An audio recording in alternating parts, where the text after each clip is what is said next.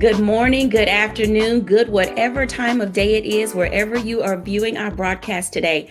I am so excited that you are joining us for A Balanced Life.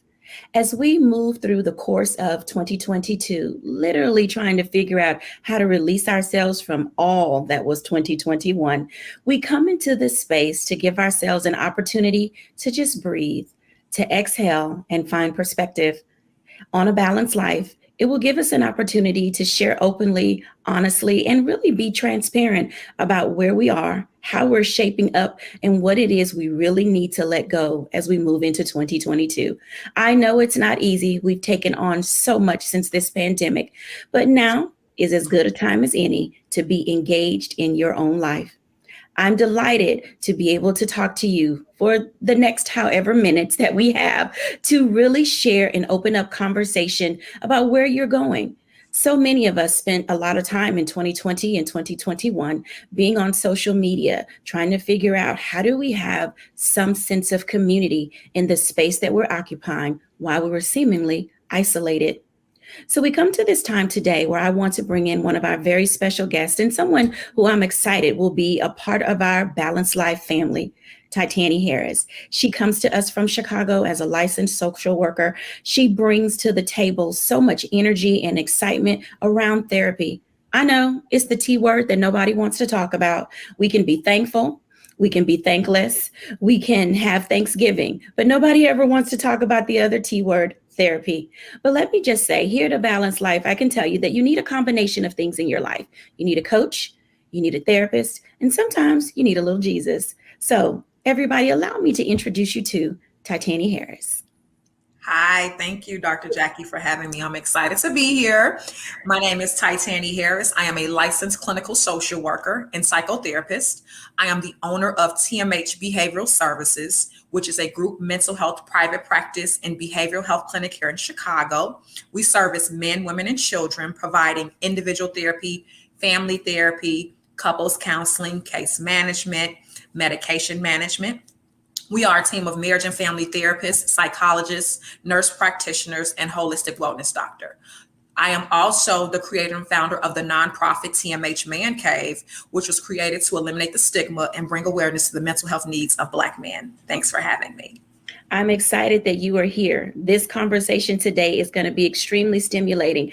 I think that you come to us also with this understanding and identification of how family structure is important and that need for everyone to be a part of the conversation and the dialogue. When you think about the work that you do and where we are moving through this pandemic, because clearly we're not out of it, being able to let go of past habits and practices is often not easy. In what ways can you share with us how to have those types of conversations when families really need to be at peace, like together, but yet apart? What does that look like in the dynamic of today's home? That's a great question. So when I think about the family dynamics, and as you spoke about letting go, I think about intergenerational healing. And so I think it's important to first acknowledge the hurt, right? We can't move on until we acknowledge how we feel and what has happened and how it has affected us. So I think that's the first step. The second step is developing an understanding of how the other person is feeling in terms of what happened and how they feel about what happened. So I think that's where we start. Oftentimes we want folks to let go, but we haven't even talked about what we're letting go of, right? Because it's taboo to talk about how we're feeling or what happened with the other person. So I think the first step is just to acknowledge it. In that acknowledging, those conversations aren't always easy to have. And I really love that because especially in the African American community, there is this phrase, what happens in this house stays in this house. And I think that everyone who's watching will be able to identify times as children, as young adults, and even as we've gotten older, there's some things that are just taboo that we don't want to talk about. And in this season that we're in and where we find ourselves and really discovering how to have a balanced life, you talked about acknowledging and then also understanding what the other person is going through. When you're in this space where it's all about you and all about self, and especially during this pandemic, we kind of went inward a bit. And some people are having a difficult time coming out of their own head, coming out of their own trauma, coming away from their own triggers. Can you elaborate just a little bit more on what a conversation would look like, especially now moving into 2022, just being at the beginning of the year, and you need to have those hard conversations? How do you start? That's a great question. So let me just acknowledge that the pandemic forced us to deal with our own stuff. I think the quietness of the world, right, made us sit and think about, how we were feeling and what we thought about what was happening. In terms of the conversation, again, I think it's just number one, acknowledge. Number two, asking the person, what do you need from me in order to move on, right? Because there's a lot of hurt and pain in terms of just holding stuff in. So I think it's okay to say, hey, how can we move on? And what do you need from me? So that's in the area of relationships or being relational, whether it's professional, people you deal with from at work, at home, individuals in your social organizations, or just in the community. When you have to have this conversation with yourself, because a lot of us during this pandemic, we were in our own head and sometimes we got in our own way. So if I need to have a conversation with myself, because I believe that self-talk helps us get through things, how do you start a conversation with yourself in regards to addressing what I may need to let go, or just starting a list? Where does my list begin? So I like to call it removing the mask, right? We walk around with this mask, not dealing with whatever it is that we're struggling with. So I think the first thing is to remove the mask. The second thing is I'm a big person in terms of journaling. So just getting a journal or notebook and just writing out what's happening for you, right? What you're dealing with, how you feel about it, and being real, like asking yourself what's real and what am I imagining? Like removing the lens of, okay, this is what I think and how I feel, but is this real for me? I think that's where we should start. Now that is super rich. I mean, that's a really rich tip. I hope that you're hearing what Titani Harris is saying. It's like, what's my mask? Who have I become during this pandemic? Do I want to keep wearing this face? Or can I really look at myself in the mirror and discover who I am, my authentic self? Now, let's talk a little bit about the man side of therapy and counseling and all of those things, because as women, we're okay with going to our good girlfriends. And I know guys get together and hang out and do all kinds of things. They shoot pool, they play golf, they play, football. There's a lot of ways that men reduce stress. There are a lot of ways in which they are finding now, coming through this pandemic, to really engage in substantive conversation. But for men who don't have boys, for men who are really sort of isolated from other people and don't have a sense of relationship or connectivity, what are some of the steps that they can take to really move out of being in the shadows, if you will, of life? Join TMH Man Cave. So great segue. So one of the reasons why I created TMH Man Cave is because professionally, I recognized that men were struggling, specifically Black men. And here in Chicago, I just could not find a space for men. I don't like to call it a safe space, because in conversations with men as a psychotherapist and at the TMH Man Cave, Black men typically don't feel safe. So TMH Man Cave is a brave space just for men. So I always encourage men to sort of reach out to other men. I like to call it your advisory council of life, right? So who are some men in your life who you can just talk to about whatever it is that you're dealing with? I think that's the first step. Another thing is resources like TMH Man Cave. We have our free online wellness group. Anybody can access it from anywhere in the world. Here in Chicago, we have our event series, which our next one is happening in February. So I have these spaces that I've created just for men to come and feel encouraged, to feel empowered, and to feel like they have a space just for them where they can just be. I love that. Now, did you say a brave space? I did. I love that. A brave space. Yeah, because society has always, I think, has taught men that it's not okay to express how you feel, right? Men are often judged when they express their emotions, particularly Black men, right? They're labeled as the angry Black man. And so to talk about how you feel and know that it's okay, I think it takes a lot of bravery. When I meet with men in my office, the first thing I say to them is, I'm proud of you. And of course they look at me like, well, I haven't done anything. I'm like, you took the first step. Because it's one thing to talk to your friends, as you mentioned, women have their girlfriends, but that's not therapy. Those things are therapeutic, right? Therapy is about being in a space where a therapist can help you basically rewire your thinking, and you have a space just for you. So I think it's important that men recognize that these spaces exist. That is wonderful news and exciting. I'm grateful that you're here today and able to share with us tips and resources in order to guide our conversation, not just toward being able to live a balanced life, but also the steps and stages that it takes to go through.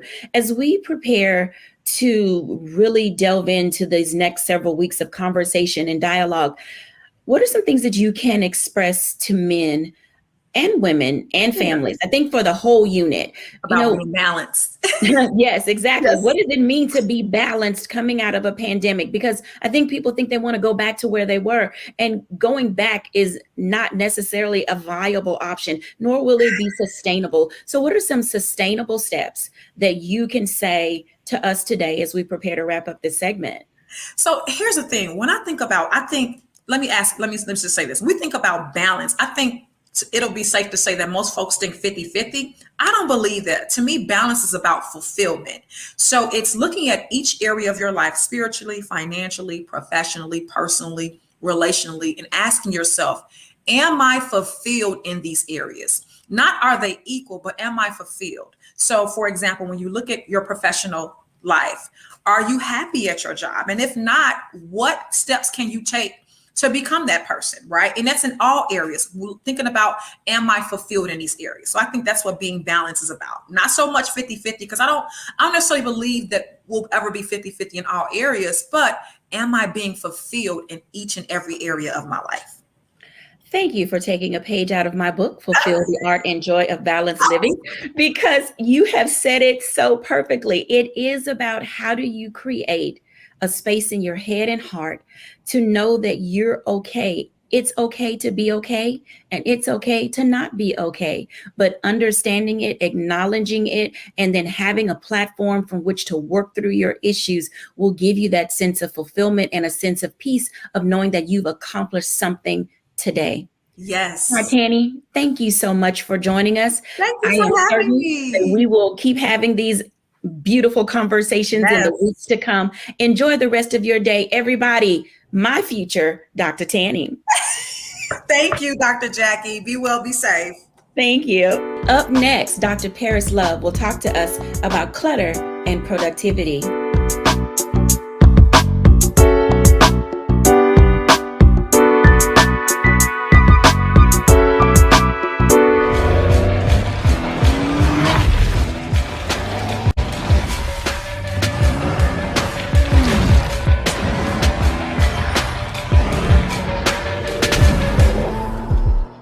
Black Star Network is here.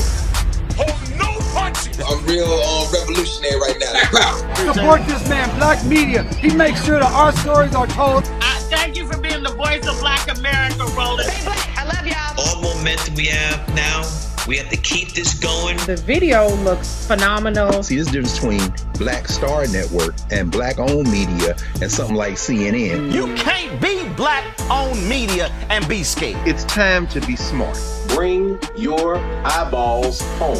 You dig?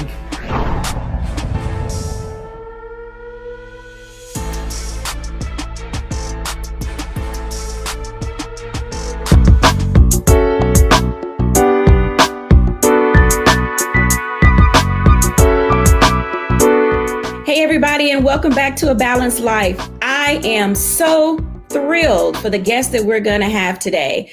Telling you honestly, talking about a cluttered mind and cluttered spaces can often lead to an imbalanced life. And I am excited today that as we bring in our guest, Dr. Paris Love of the Paris Love Productivity Institute, she's going to share some wisdom keys that will truly revolutionize your life. Ladies and gentlemen, let me introduce you to Dr. Paris Love. Hey, Dr. Love. Hi, Dr. Jackie. Thanks for having me. I am so excited that you are here. You are phenomenal, amazing, and have such an amazing story about how you do everything that you do.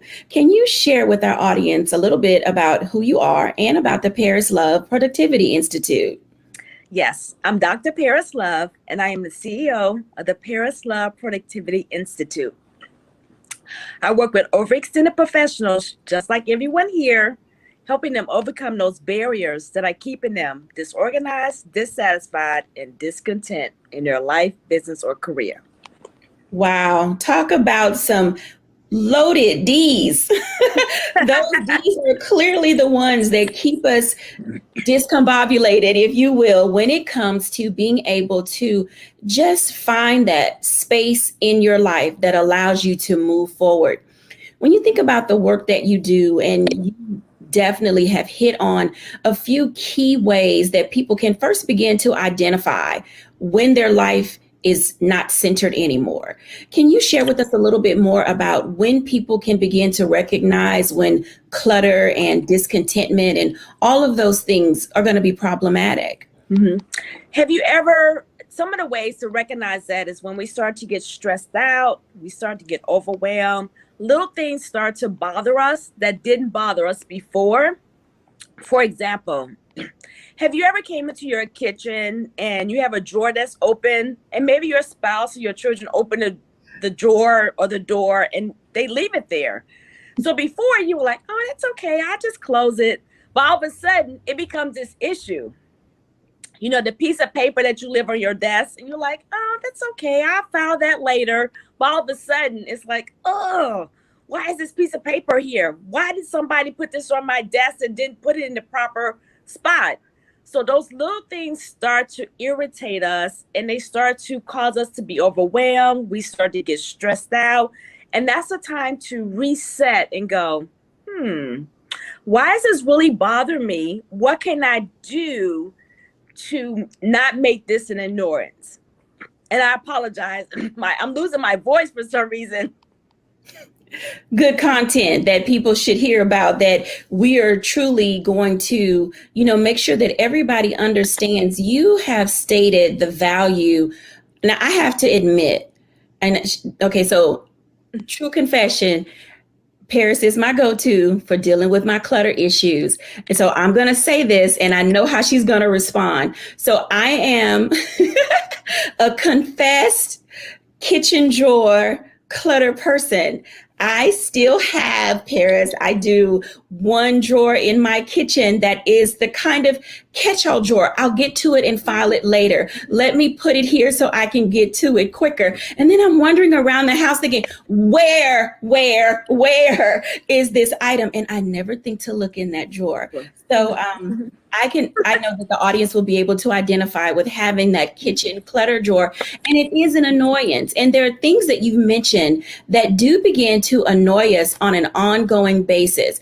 That the shoe pile, the people who leave their shoes at the door, the coats that for some reason never get back in the hall closet, even after the winter season is over, the dreaded laundry, or my favorite, not unpacking your suitcases. How can people's individual and personal perspectives of how they live their lives can become a problem for other people? Well, first, you are allowed one little drawer like that. So I will let you have that. You can have one.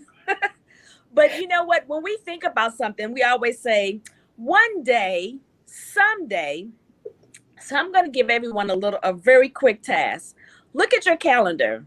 It might say January through December, and it has Monday through Sunday, and you have days 1 through 31, or depending on the month, 28 days or 30 days. But really look at that. Do you see on there someday or one day? I'll give you a moment. Does anybody see that? It says anywhere on there, does it say one day or someday? Probably not. You know why? Because it does not exist. It's so much easier to do the task now than wait for later, because later will never come. With so much coming at us, when we have every attention to, one day I get to that, I'm a little tired right now, little Johnny's bothering me, I got to do this, I get to it later. Something else is going to capture our attention, so later never comes. So it's so much easier to do that thing now rather than putting it off for later. Because again, someday, one day does not exist. Wow, so profound. I have to admit, I have some of those weeks where it's a someday, one day, any day, but today. And that is truly where a lot of my clutter and procrastination resides. As we prepare to wrap up this segment, can you talk a little bit about the damages of procrastination? Why is it not good to procrastinate? You know, procrastination is a form of professionalism. So we always have to be perfect before we get it done, which means it never gets done. So what does that look like? For a business owner, that looks like bills don't get paid, invoices don't get out, employees are disgruntled. You ever go into a restaurant and you're like, I just said hello, like what's going on here? And so if the managers, you know, if they're disorganized and they got a cluttered mind, it's going to trickle down to their employees as well. In the household, the same thing happens. We probably all heard, if mom ain't happy, ain't nobody happy. So so we really have to look at, how is this clutter causing me to react? Do I need to deal with it now or later? Again, later never comes. How much more? And we always think, well, I don't have time for that. And I'm just going to go in. I'm ex-military, so I'm just going to go in and say it. We have the time and money to do what we want to do. So never say I don't have time. It's 168 hours in a week. We all get the same amount of time. How we utilize it is what's important. Those are really good tips. And thank you so much for sharing with us today. We will be posting your information so people can be able to find you. So don't be surprised if people are going to say, I need to be more professional in even my approach and how I handle the clutter in my life. Thank you so much, Dr. Love, for joining us today. It was a delight to have you here. Thank you so much. I appreciate it. I love being here. Thank you. In our next segment, we'll talk to a mom of 7. Who'd have thought that having 7 kids could lead to living a balanced life?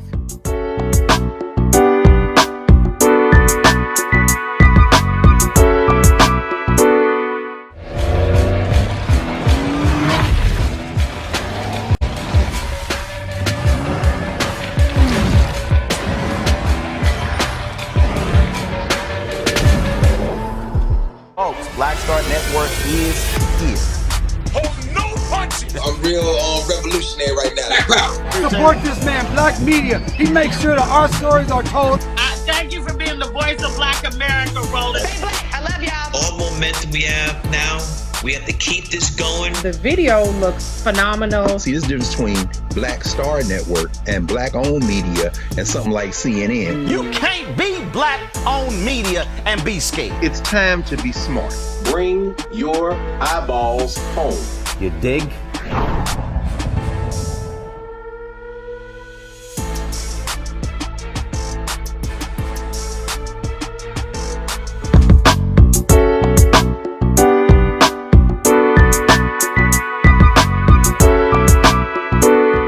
Wow. Who'd have thought having 7 kids could create a balanced life? Coming up next, Charlotte Avery. This just might be the only adult conversation that I have today. You just said something that many moms, parents across the country, internationally and otherwise, this is your adult moment. Yes, this is your adult moment, and I'm so excited that you get to have it. I'm like, yes, no kids, nothing, just adult talk, 2 girls talking, 2 friends. So this is just like the best part of my day. Thank you. So I'm excited to introduce our audience to you. Everybody, I know Charlotte's going to tell you all about her, but let me just say she is one of the most phenomenal women that I know. Being CharlotteAvery.com is where you will find this amazing woman. She has been voted as Virginia Mother of the Year for 2020, which happened to be in a pandemic. And that was an outstanding year for you and the children and your husband, even in the midst of a pandemic. But outside of being a wife, being a mom, all of those other things, Charlotte is her own person who stands probably about what, 4'8", Charlotte? 4'11" to be exact. My bad, 4'11", and that's super exciting because she may be tiny, but she is super fierce. And I'm excited to introduce all of you to Charlotte Avery. So Charlotte, tell us a little bit about you, and then I want to talk to you about your perspective of balance. And Charlotte's going to be with us often as a contributor, because I think it's important as we all grow as individuals and our children come and our children go. We want to hear from someone who's walking that path on a daily basis. So everybody, being Charlotte Avery. Hello, hello, hello, everybody. Dr. Jackie, thank you so much for having me and allowing me to share time and space with you and your amazing audience. I am so excited to do this because, I am a wife and a mom of 7 incredible children. Yes, 7. And they are between the ages of 17 and 8 years old, no twins. And I am fondly known as the family strategist with a PhD in motherhood, wife of 1, mom of 7, and the owner of no pets because I have too many nouns to take care of. But I create systems and strategies that help moms and women go from overwhelmed to overjoyed in marriage, motherhood, and the marketplace. And I just kind of found my niche doing that when I became a mom. So here I am, being able to share time and space with you and really talk about what a balanced life looks like for me. So thank you so much. And I hope that whatever I share today, I hope that it helps moms, women, men, people who just have a lot of things going on, who actually say, you know what, I'm just too busy to do this, or I'm too busy to do that, or I'm too busy to make my, purpose, hopes, and dreams come true. If I can do a lot of the things that I'm doing, I guarantee you can find the time and space to do the things that you want to do also. Absolutely. Thank you for sharing those wisdom keys, because one of the things that I would like to find out from you today that I believe that will benefit our audience is you do carve out time for yourself. But in getting to that, there's a process that I've watched you walk through to becoming who you are today. I mean, a wife and a mom, put those things to the side. You're a phenomenal chick. And so in becoming the phenomenal woman that you are, can you share with our audience about what you had to embrace in order to get to the space that you're in? And I ask that first because I think it will help people understand when we talk about your definition of balance.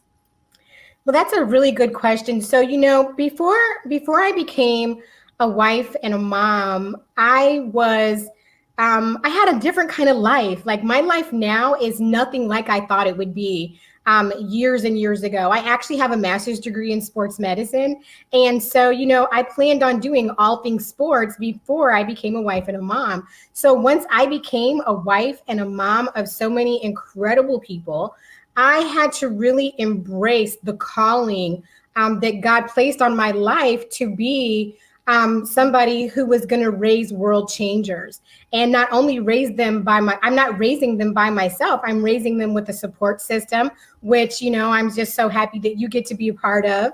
And people who have come along on this journey with me to really be who I am.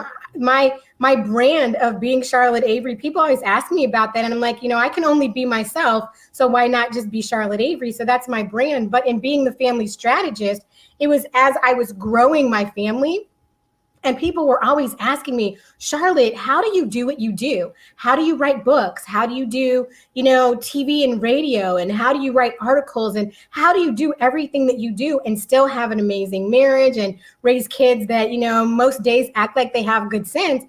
And I told them, I said, because, the question always is, how do you balance your life? And my thing is I tell them, I stop them in their tracks and say, well, you know what? I don't balance my life.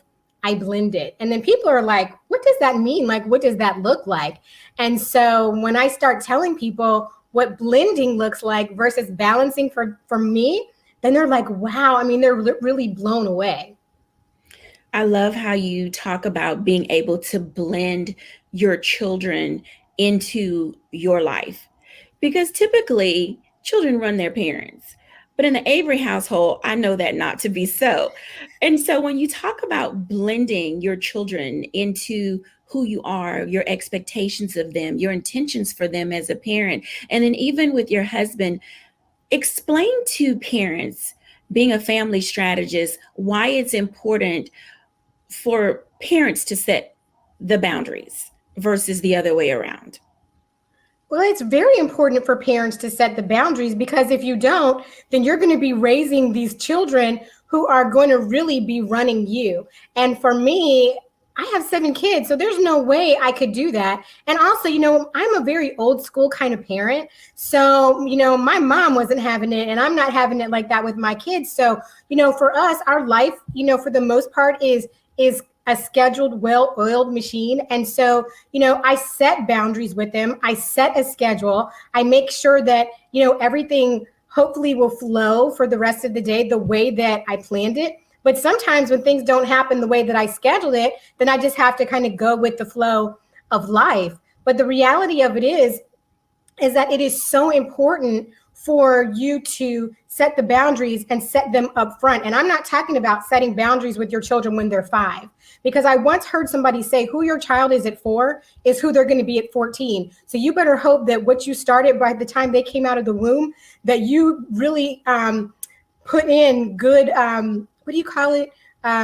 Value systems. Yes, yeah, all the value systems and things like that, because the reality of it is I heard a wise person say, start out how you're going to hold out. So, if you don't want your kids sleeping in your bed when they're 7, then don't have them sleeping in your bed when they're, such little people, because then you start habits and you don't want to start habits that are going to be hard for you to break. So for me, I started boundaries and I started scheduling and I started, really being okay with when to say yes and when to say no to my children, because in my life with so many children who are very active, who are doing a lot of things, it is so easy for me to get caught up in the extracurricular activities of life that I forget what I need to do for myself. And so for me, I'm not one of those moms that say family first.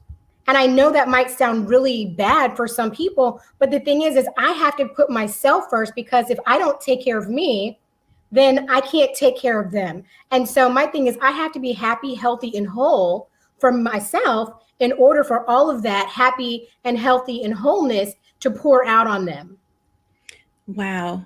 That makes so much sense. And I know for our viewers, those of you who are watching, it's important to make certain that you, as you said, are healthy, happy, and whole, because a healthy, happy, and whole parent will bring forth healthy, happy, and whole kids. And I know there are people right now texting, typing, commenting, tweeting, and saying, what are these women talking about? They have no idea about what my life looks like. And I think that's one of the reasons why we're doing what we're doing with this show.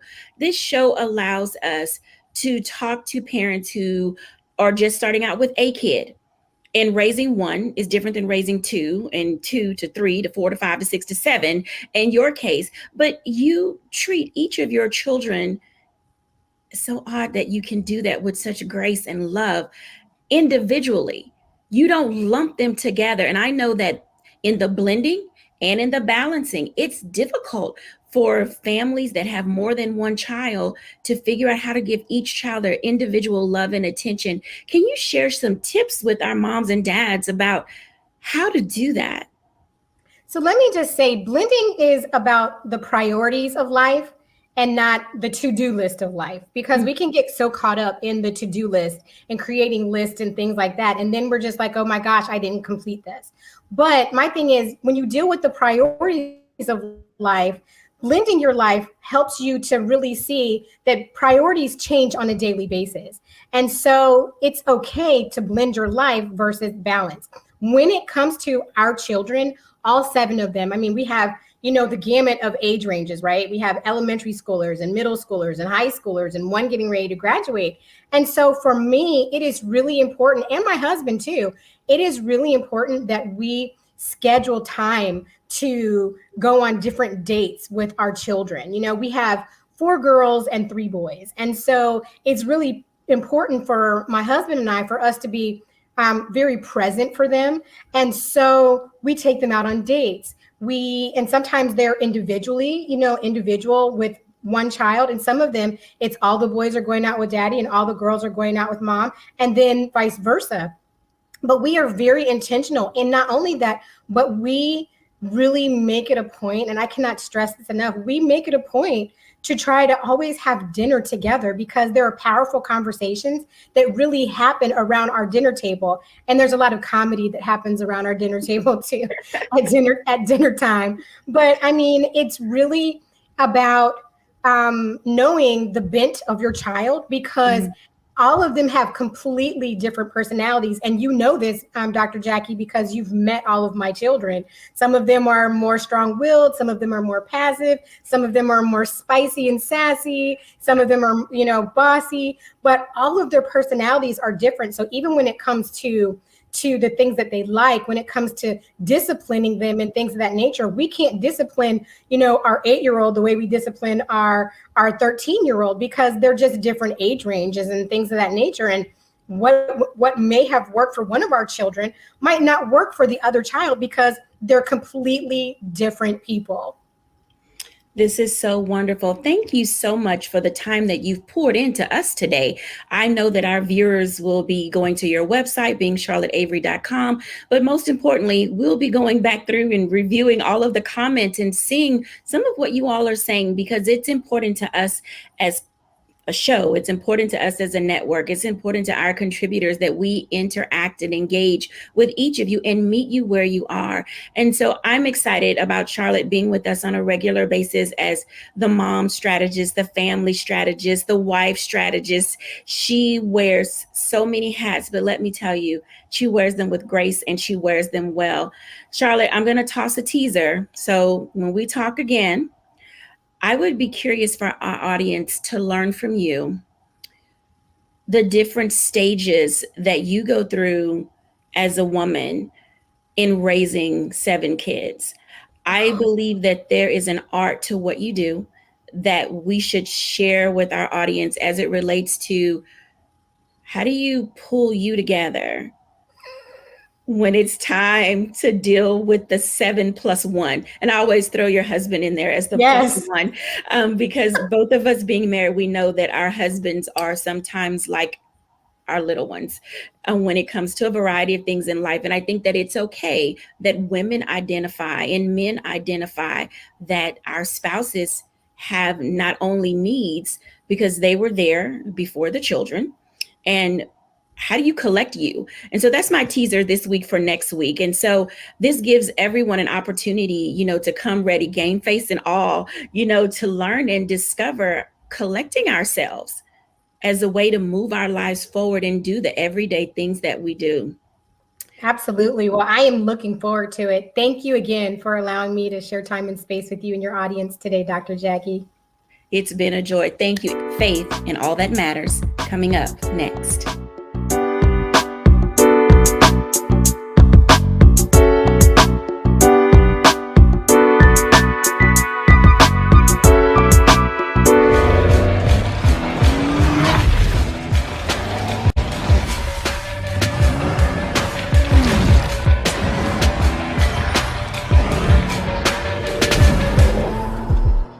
Black Star Network is here.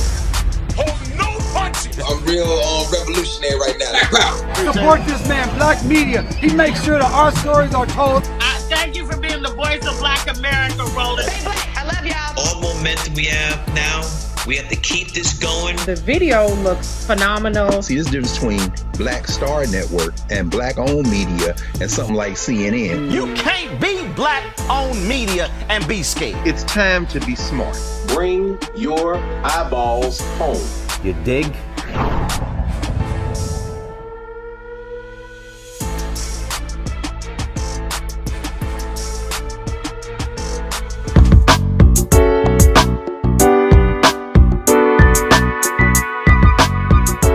Related to balanced living sometimes just come down to perspective. It comes down to how you feel, how you think, how you wear your emotions. Are they on your shoulder, on your sleeve? Are they right here in your heart? Do people tug at your heartstrings? It just really depends on who you are and how you see your life. And so as we talk about balanced living and what that looks like and how you're going to shape yourself moving into this new year, it'll be important that you do a couple of things as we talk about how our faith shapes who we are, how our faith has shaped what we've been through and how we've dealt with it, and how it shapes where we're going in the future. And I think just for today, I want to give one principle related to perspective, and that begins with recognizing your pace in the space in which you currently live, recognizing your pace in the space in which you currently live. By no means are we going to be asking you to hurry up and do something and find balance, because for many of us, finding and achieving balance is not easy. I know it wasn't for me through all of the things that I've been through in my life, every instance that I have faced. And most of you who have followed me for the last 30 years know I talk about very openly in my book. I'm very transparent. I don't wear my heart on my sleeve, but there are some things that are very near and dear to my heart. And it comes right down to being able to recognize and identify where I'm at in a particular season in my life, in a particular circumstance or situation, and not moving too fast. Sometimes we have to allow our emotions and our feelings to catch up with where our head and our heart want to go. And so as you think about balance and what that looks like for you, I want you to write down the word for the month: perspective. What is your perspective about being balanced, becoming balanced, and then ultimately living a balanced life? This has been your girl, Dr. Jacquie, and I am so excited to continually share with you week in and week out principles related to how to live a balanced life. In our next segment, let's talk all things fitness and how it can help us achieve balance.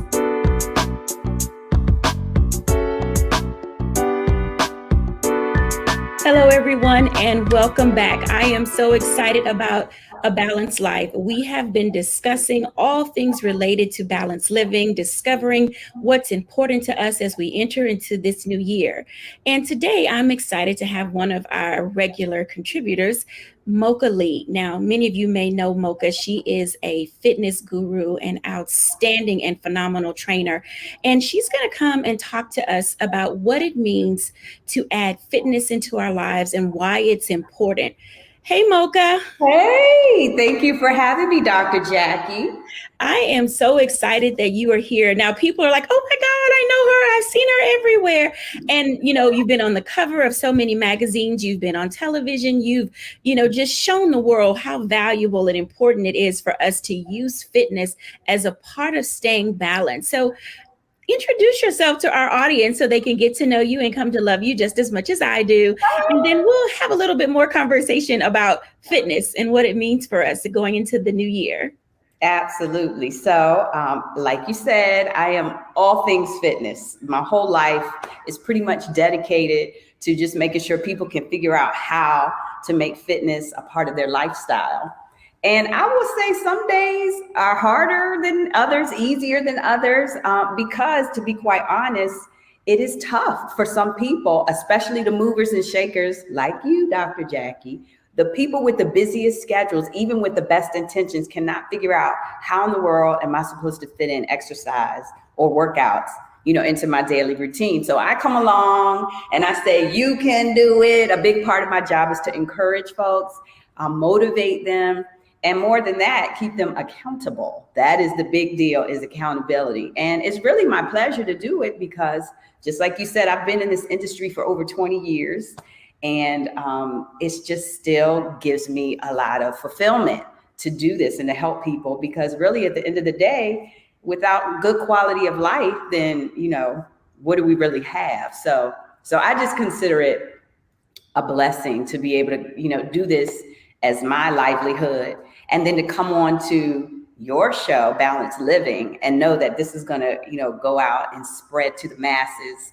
It just makes me excited. So whatever we can share with people in terms of practical tips, and in terms of, how to get this new year off to a fabulous start. No more procrastinating, because the time is now. Time is now. Let's do it. The time is definitely now. Yes. You said a few things that I'm certain will resonate with our audience, especially in the area of intentionality behind being able to work out.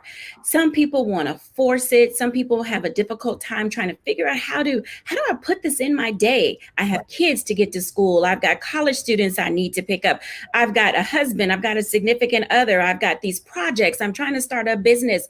But if you're not at 100, okay, at least 75. So let's start. If you're not at least at 75%, then you're no good to all of the areas where you find yourself. So can you share with us a couple of fitness moves that you may have, but also express why and the value of the longevity that comes along with doing something every day, even if it's just 5 minutes? Even if it's just 5 minutes. So I just have to say, especially during the pandemic, Dr. Jackie, I realized that every little bit counts. I'm here to tell you, your body will just so appreciate even the breathing. You know, when you hear people talking about yoga class, Pilates class, I teach all those things and have done it for years. And I realize it's the breathing that is helping people with their stress management. And that's one of the first tips that I can share, because guess what? I have 2 daughters. I have a husband. I'm running a business. And so some days I'm like, oh my gosh, I can't get it done myself. And I'm the fitness pro. So I just sometimes in the morning,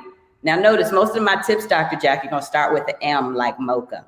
But that morning meditation where you just sit 5 minutes and just breathe.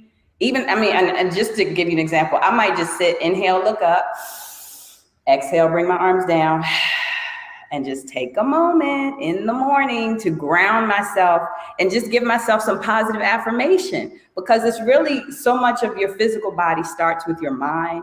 So if you can just start the day with some breathing, some stretching. I happen to be sitting on my stability ball, just so you know. Let me show you real quick. Yes. And some of your viewers may also have a stability ball. And if so, I'm telling you, I literally reach up, breathe in, then I might even twist, right? And give myself a spinal twist and help my lower back. There are just a lot of small things that you can do, especially to start your day, to just give yourself a positive push. It's true. That's exciting news, a positive push. And that's a great way to start your mornings. Yes. Sometimes we go to bed anxious and filled with anxiety. We're worrying about the things that will happen during the day. And you mentioned breathing, and breathing is such an important dynamic to our daily lives. And sometimes just being able to take, as you talked about yoga, you know, that couple of inhale to a 3 count or a 4 count. Yes, indeed. Sometimes that simple exhale is so important, to just pause, you know, press pause, you know, as your M, take a minute, take a moment, whichever one it may be. Right, it becomes valuable. You have to give you your M's. So Mocha's moment for breathing, inhale or exhale, and definitely with the twisting of the spine, each of those things. So what about if you're fatigued and you sit at your desk all day and you're at work and you don't have time when you get home, and you want to say to your body, let me treat it well during my work day? If you're sitting in a chair, does that work the same way as with the stability ball? Absolutely. If you're in a chair and you're at work or wherever you are, we talked about the breathing, which you can do everywhere, but how about some simple stretches? So because most of us are at a desk and at a laptop, even just the simple idea of a big old shoulder shrug. And I'm telling you, these are the moves that I do with my personal training clients as a part of the warm up, as a part of the cool down, shrugging your shoulders, breathing while you shrug. That's at least going to alleviate some of the tension in your neck and your shoulders. And then a lot of my female clients are always concerned about their core muscles and they want to tighten up that tummy. So even if you're sitting, it's all about how you think about your posture and literally trying to sit tall and suck in and engage those tummy muscles.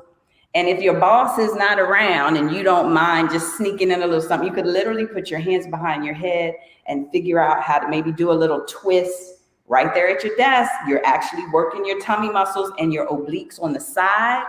And I'm telling you, every little bit your body appreciates. Something is better than nothing every single day. Oh, I concur. It's a great way to drop a couple of inches around the waistline. And I can't wait until we have a time to talk again. I'll throw in a little teaser for our next time. Definitely looking forward to you talking to us. You said about your belly and giving your tummy a little love. So when we talk again, I would love to hear just a little bit more about how stress plays a factor, even when you're eating right, even when you're exercising. So, you know, that's our teaser for next week. I love to throw that in there because we certainly want to make sure that you guys come back and get some more of Mocha's moments. Let me tell you, I'm a believer because I'm a client. And so it matters. I mean, this literally, Mocha has me thinking about, should I be eating a chip during the commercial or should I twist and turn and twist and turn? And so you literally make it become a lifestyle and a part of a balanced life or living a balanced life, however you want to frame it for yourself.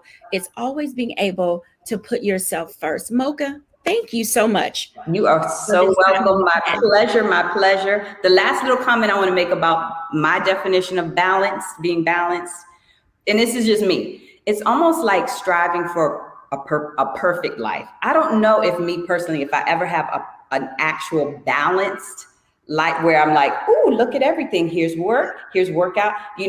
Sometimes it's just never that balanced the way we think of it, but it's at least being mindful and striving and trying that gives us that progress. And so I appreciate you having this show, because I know it's going to help people be mindful about all the daily choices they make. Absolutely. Thank you so much for those words of wisdom and words to live by. We look forward to talking to Mocha again. Thank you again for joining us. Have a good day now. Take care. Thank you. Up next, my thoughts and reflections on a balanced life.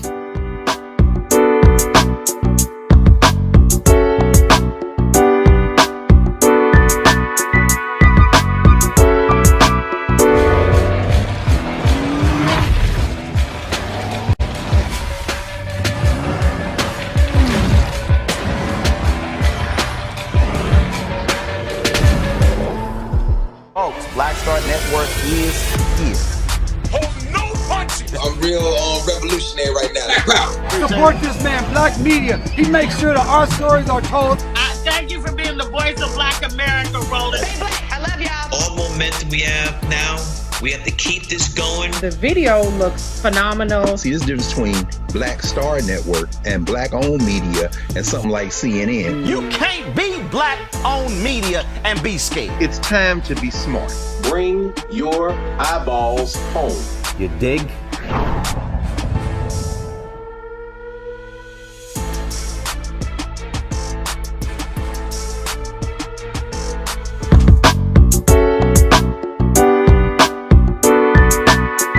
As we begin this new year and thinking about all that will come, the joy, the hopes, the dreams, and aspirations, let us be mindful that balance plays a very important part in who we are and where we're going.